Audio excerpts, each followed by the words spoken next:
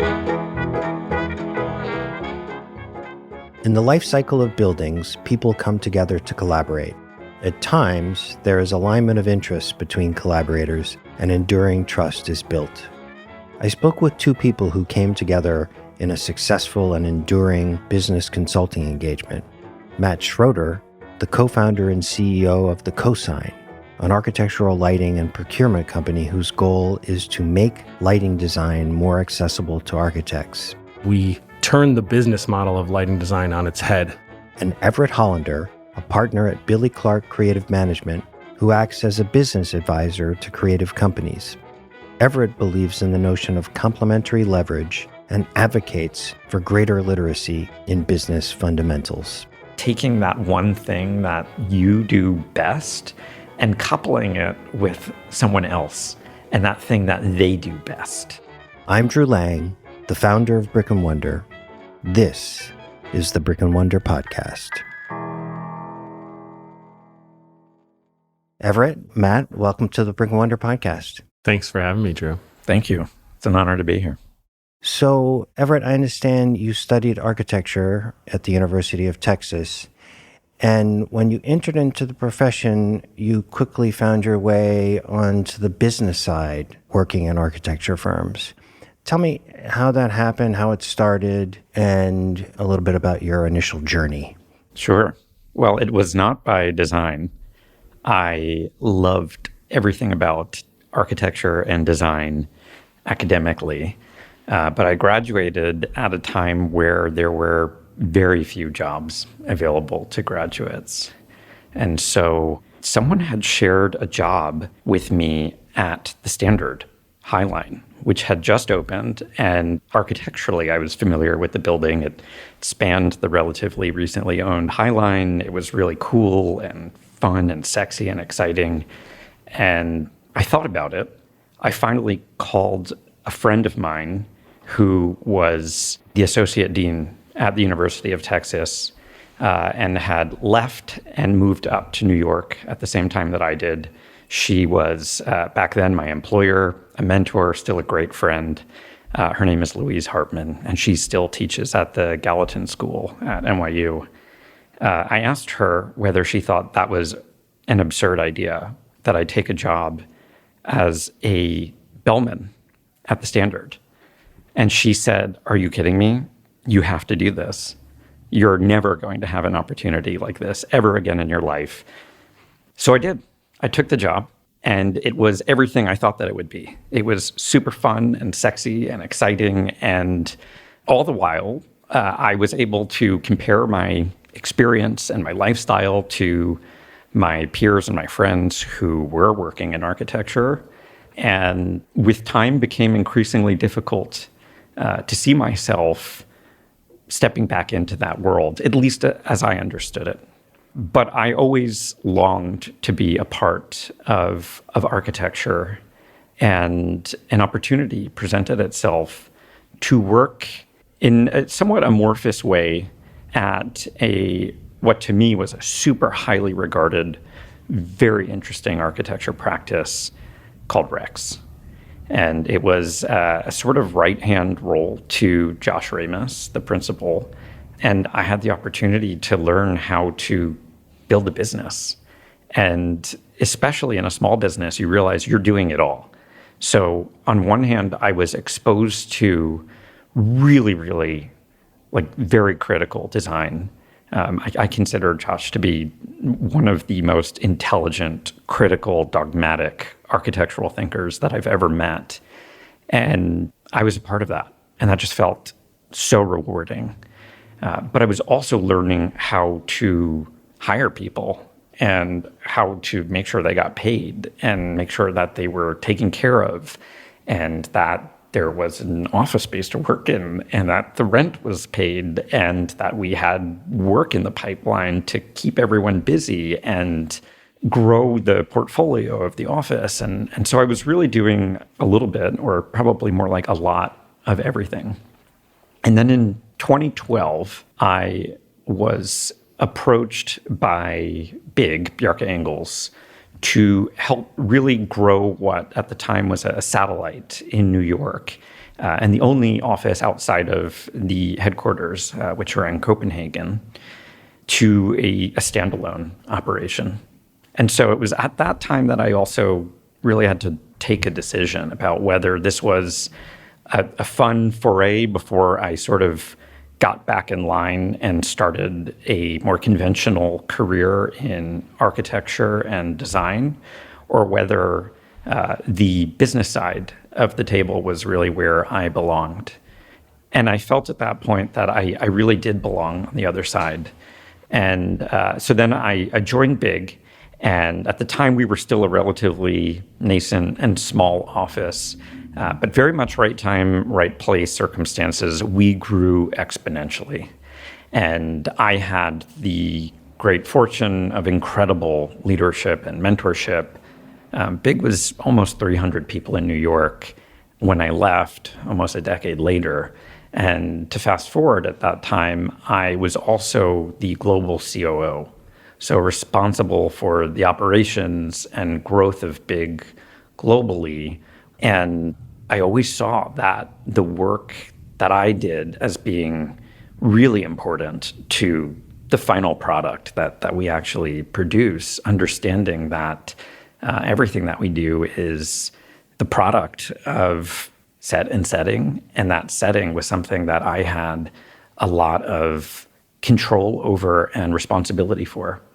So I wanted to make the best, most creative, productive, and commercially sound business environment that I could to still foster really incredible architecture. So thanks for sharing that, Everett. Really incredible journey working with Big to even be invited to come into Big by Bjarke Engels says something about your initial work and the impact that you were able to have with Josh at Rex.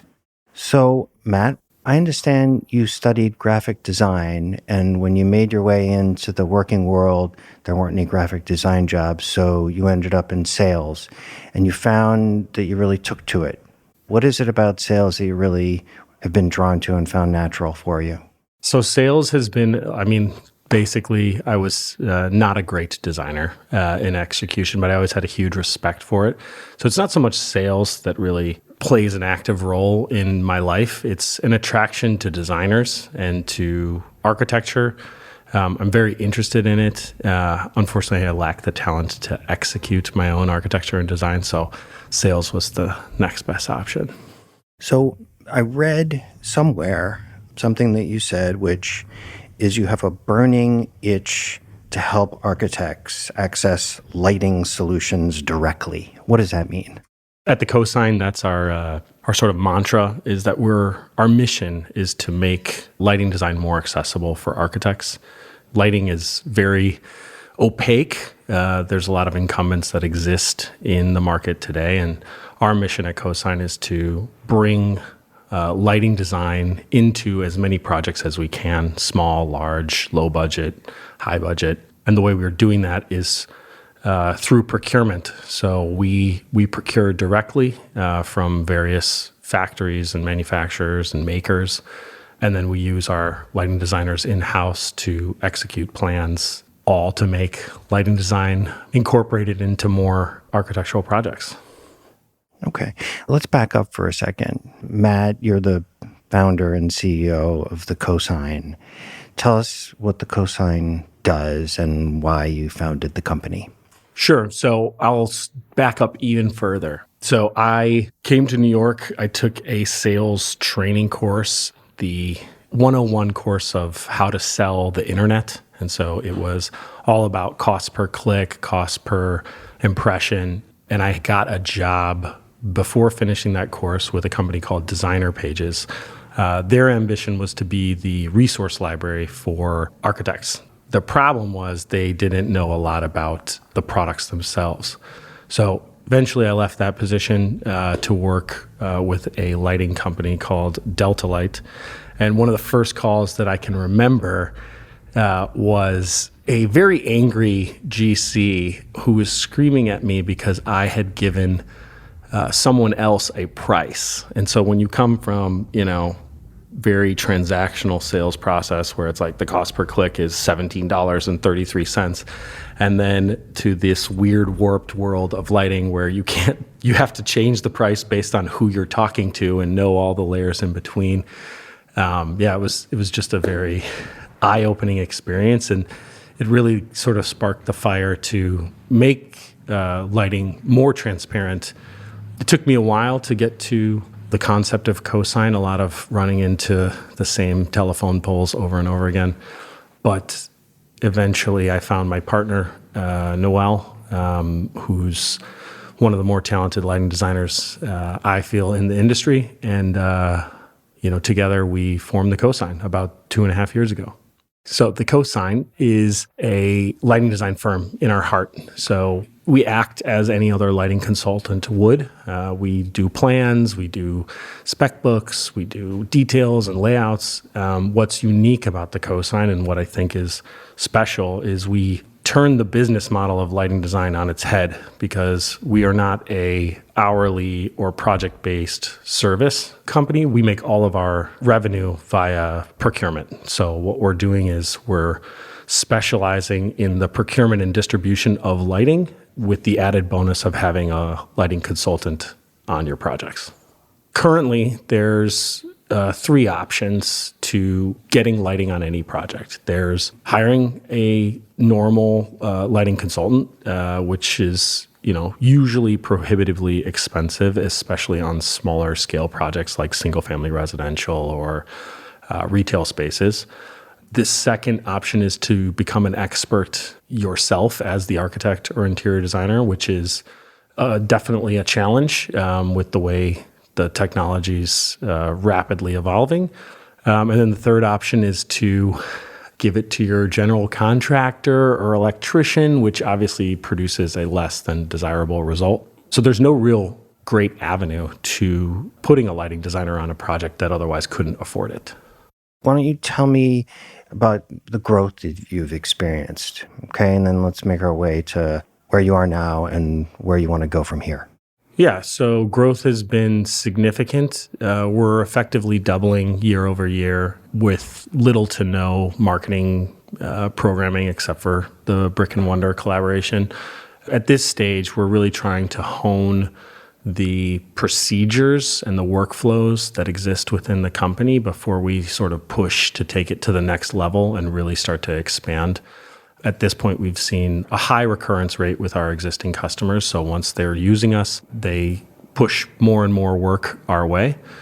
We're almost there. I'm hoping we're going to be there by our 3rd year anniversary, which is July 1st. So once we get these workflows as tight as we possibly can, the expectation is that we will start to engage in more industry events, marketing campaigns, things of that nature, to really kind of solidify the brand in a new way of accessing lighting design. So, Everett, why did you decide to move on and partner with Billy Clark at BCCM and begin doing what you're doing now? Yeah, it's a good question. There was a time where I felt I had accomplished what I needed to at Big. And I also became increasingly aware that I only really understand a very narrow slice of not only the industry, but the world.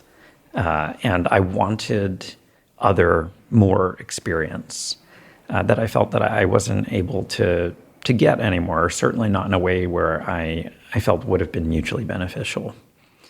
And I got a phone call from Billy, my business partner now, who I'd also known since 2010.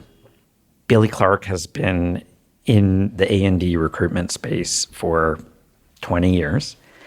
And right when I moved to New York, I got a call from Billy, said, "Hey, would you like to meet me? I have some opportunities that may be of interest to you." And so I said, "Sure." And what I didn't realize at that time was how quickly and intensely I would get involved in that business. And I got on really well.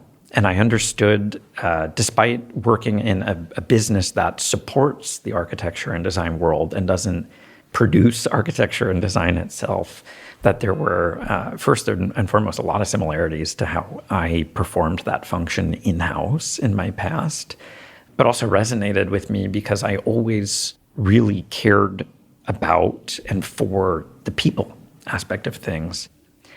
The most important thing that I really could have done was recruit for, grow, and maintain talent.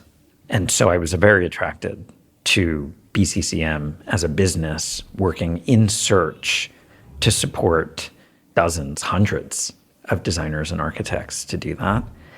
And before I knew it, BCCM was my biggest client, and very quickly started to refer more work to me.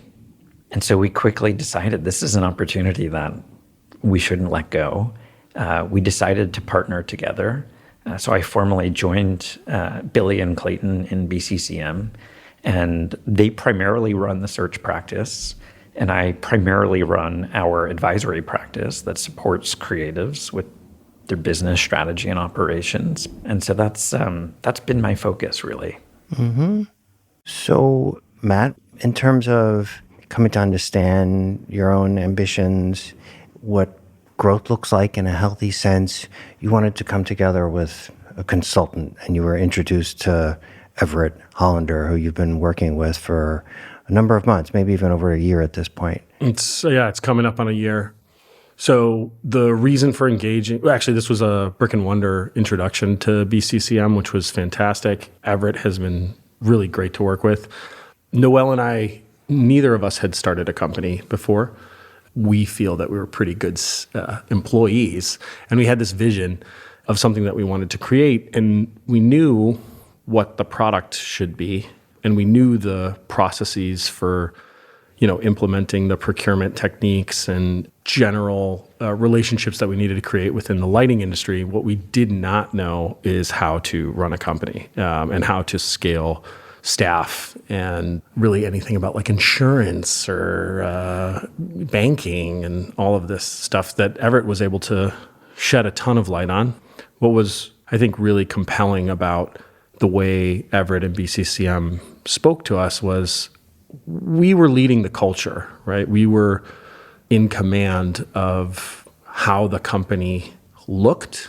They were very clear on how to give that amoeba structure, right? So how to scale something, how to create a company that's primed for scale, where because you've thought about the structure before you enter into scale, the roadmap is already created and you're just adding more personnel in various roles. It took us about 6 months to create something that we're happy with, and thus far it's going to be tested this year, that's for sure, because we're going to start to ramp up hiring and marketing. And we actually dated for probably a few months before we officially started to work together. And dating for us looked like a few introductory phone calls where really the first thing that we did together was formulate an opinion about what they wanted an outsider's perspective on. Noelle, of course, lives here in New York, so we were able to meet face to face. And in the course of those conversations, I understood a few things about the Cosine. And the first is that fundamentally, they were sort of radically approaching their business and the industry that they worked in differently. And as a result, were very open-minded and eager to be challenged by someone like me. Secondly, I understood how quickly they were going to grow if they were to succeed, and I believed in their success. So, Matt, I understand you do some fairly unique things with your internal team in terms of how you compensate them, how you incentivize them, what some of your benefits are. Talk to me about that and how your work with Everett helped you you and Noelle come to decisions about how to implement those benefits and incentives for your internal team. So the strategy for Cosine was to hire at the top 5% of talent. We're a full remote office, So that helps us because we can pull from a national talent pool. The idea being if we are pulling the best talent into our sphere, we become the best lighting design company in the country just by nature of pulling in the best designers. So you have to frame the roles to be compelling to the top 5% of talent. What we were willing to shed was the top 1%. So the people that our feeling was that the people that are at the 1% level are going to be driven to pursue bigger and better things all the time. And it's very likely that those individuals would move on from ever being an employee in general. So we were not trying to target the most ambitious folks in the community.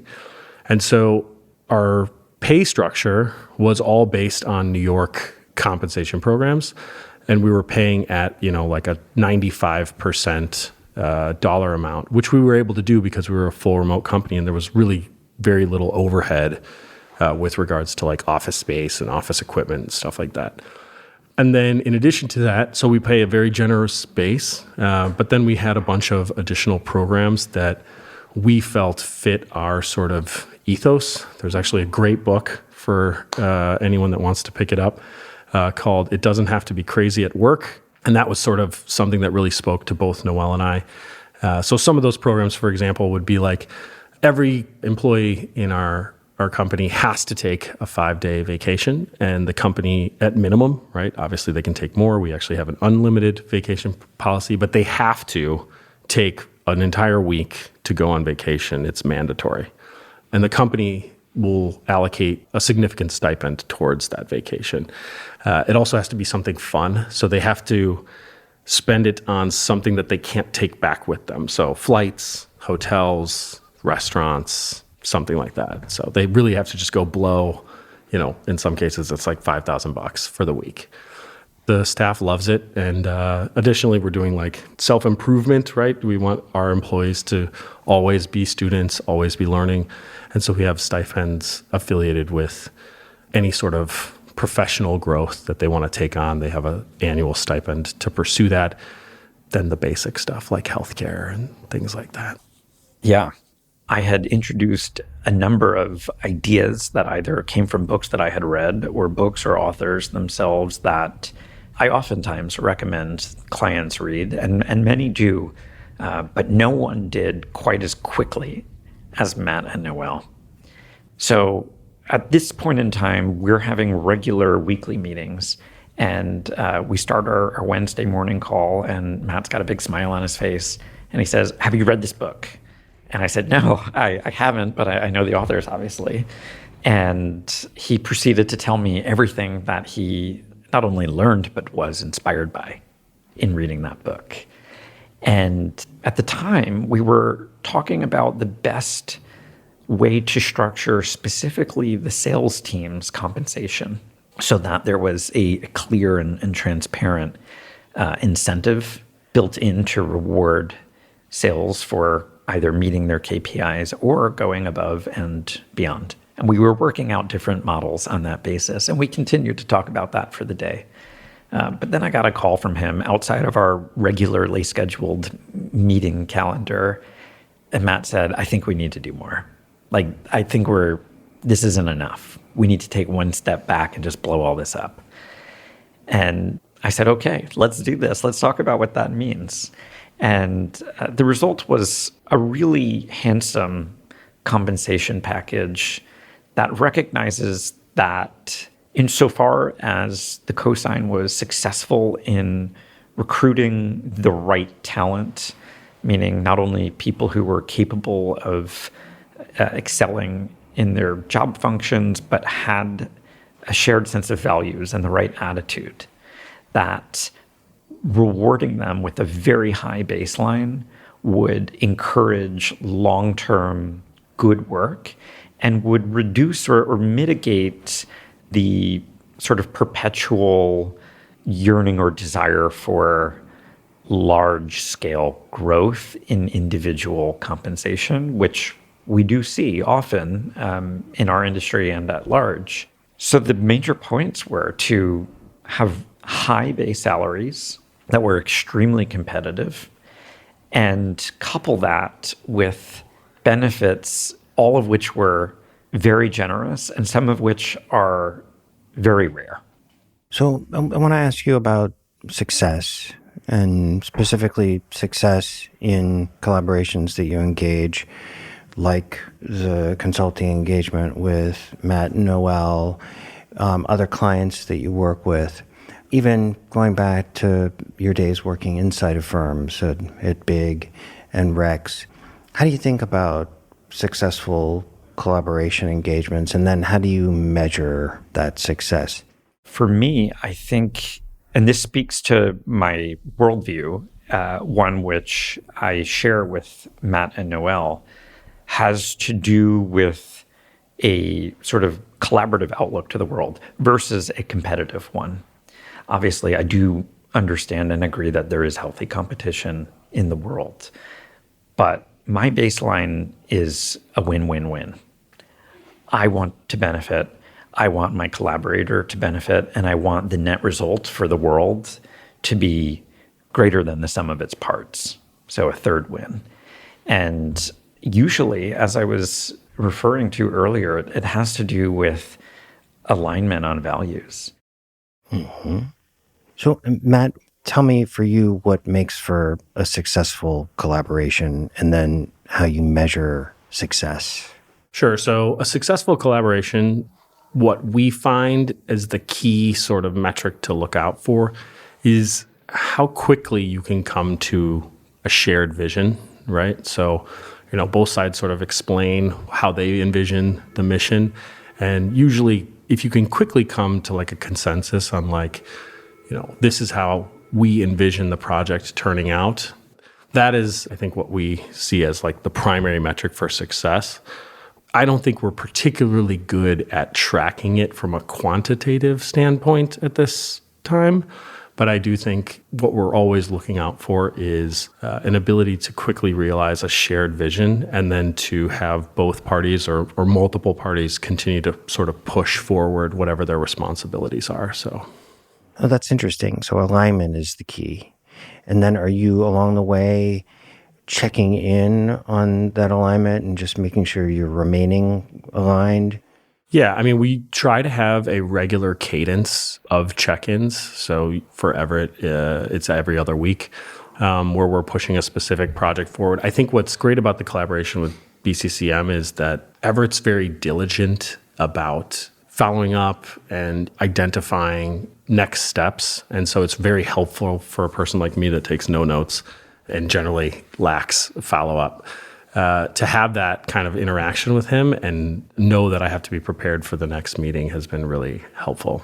So it sounds like he's good at keeping you accountable. Yes, correct. Which is it's actually, I wanted to talk about this. So there's part of the collaboration with Everett has been to set cultural pillars for the company. Two of ours are transparency and accountability.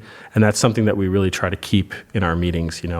If we can keep transparent communication with one another, it's very easy to force one another to remain accountable for what we say we're going to do or what we expect that we're going to do.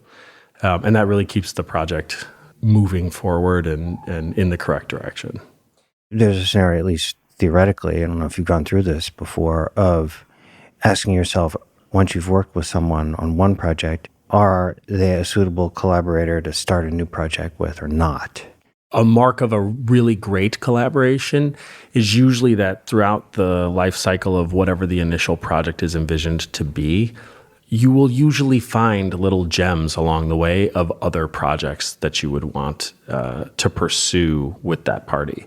So with Everett, for example, the first sort of deep dive that we did was a RACIC, so a chart of who is responsible, who is informed in various stages of our complete workflow. And along that path, we also figured out that hey, we have no corporate structure and we need to figure out and plan for that. And there's never been a moment where we haven't discovered new opportunities for us to maintain an ongoing dialogue of Cosine's improvement. I want to talk a little bit about the notion of leverage in relationships when you come together with people and collaborate with them. Think about this in terms of people internally on your team, outside consultants you work with like Everett, and even clients of yours, architects and designers, could even be suppliers, right? Just generally the notion of leveraging your relationships in order to achieve your goals. Tell me how you think about that along ethical and business lines, all in relation to your goals, and also talk to me about how you think about the goals of others when you're working with them. I mean, this goes back to our pillars. Like the way I'm keep thinking about these leveraging other relationships is we want everyone to be as transparent as they can because that's how we act. So we kind of expect it from others. And then we want folks to be accountable for their actions that they take throughout the life cycle of a project. One of the things that we say to our vendors on a regular basis to leverage the relationships that they have is when you find an architect that would require a lighting consultant, but they don't have access to it, we hope that they will pass that person to us, at least introduce us. And in exchange, we will sort of maintain the specifications that would come from that company. Like how that works out ethically, I don't really think about too much. But in general, the client has found that factory and the factory then passes it to us. It's something that we really try to maintain some work for that inbound lead that has been referred to us. Yeah, I mean, look, it sounds like there's some reciprocation taking place there, right? Arguably, it's quite healthy and very human, Yeah. right? If someone does something nice for me, I'm going to be more inclined to do something nice for them. I think the connotation of leverage conventionally implies that there's a sort of taking advantage of, or it could. And on the flip side, I think there's also complementary leverage. Taking that one thing that you do best and coupling it with someone else and that thing that they do best, and finding a sort of overlap of those two, if you will, that's probably not like anything that anyone else has ever seen, or at least not in that form.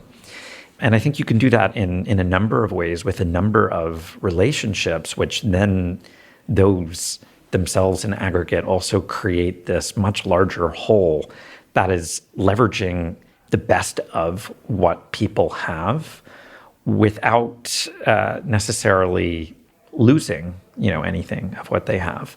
It again speaks to this idea that I believe in, which is, that it's not a zero-sum thing, and that there's actually a lot of benefit for everyone out in the world. And by helping one another get there, we're able to accomplish things not only that we wouldn't necessarily be able to do, but that we wouldn't even be able to conceive of if we weren't collaborating with other partners. Everett, if there were one thing you could change about our industry, what would you change? One is collaboration. And I mean this not only interdisciplinarily, but also just peer-to-peer within the industry.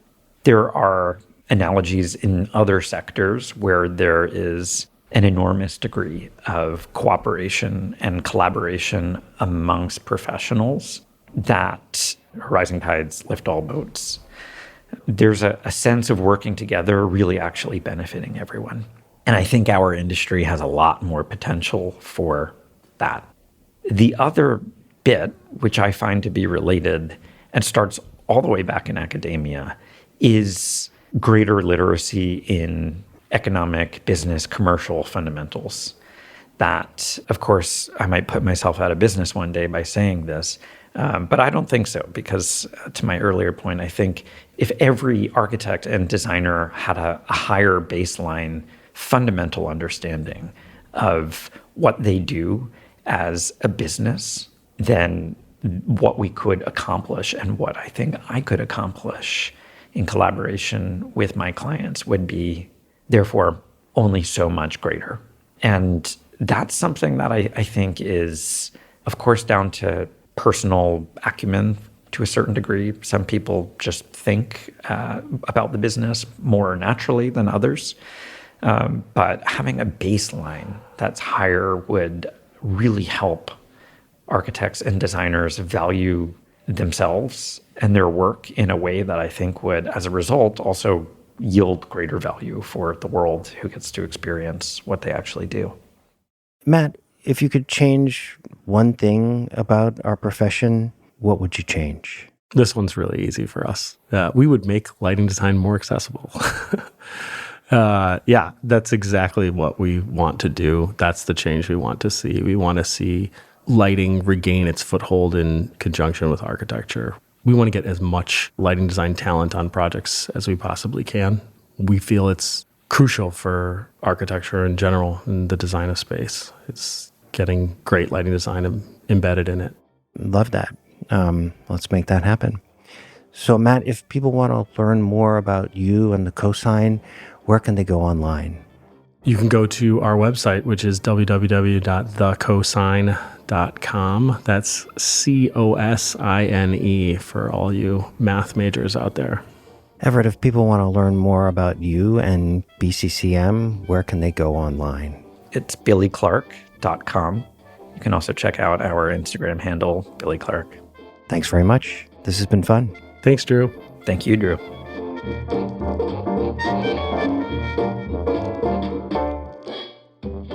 That was Matt Schroeder, the co-founder and CEO of The Cosine, an architectural lighting design and procurement company, and Everett Hollander, a partner at Billy Clark Creative Management. Every Wednesday morning, Everett continues to work with Matt and his partner Noel to help them create a company primed for success and one that lives up to its values of transparency and accountability. Thanks so much for joining us. This episode was produced by the team at Radio Kismet, including Christopher Plant, Ben Giese, Cameron Starr, and Justin Berger. The production and editing staff also included Brick & Wonder team members Ed Thompson, Zoe Metcalf-Claw, and Carrie Potter. I'm Drew Lang, and you've been listening to the Brick & Wonder podcast.